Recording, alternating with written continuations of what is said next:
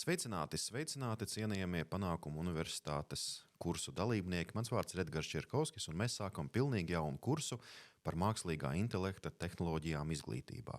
Panākumu universitāte vienmēr ir centusies aktualizēt jautājumus par svarīgiem un ļoti svarīgiem jautājumiem izglītībā, tāpēc arī man ir milzuma liels prieks uzsākt pilnīgi jaunu kursu par mākslīgā intelekta tehnoloģijām, kopā ar jums saprast, kas tad īsti ir šis slavenais ChatGPT, kā tas strādā, kā to var izmantot un vai galu galā no tā vajadzētu baidīties. Kurs būs pietiekami interesants, mēs sāksim runāt par vispārīgo mākslīgā intelekta teoriju un kā to var izmantot izglītībā.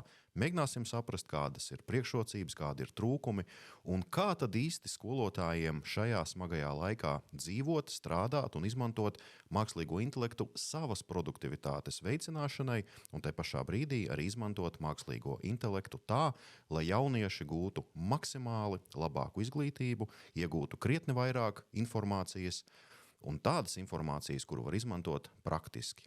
Tāpēc strādāsim kopā un mums viss izdosies.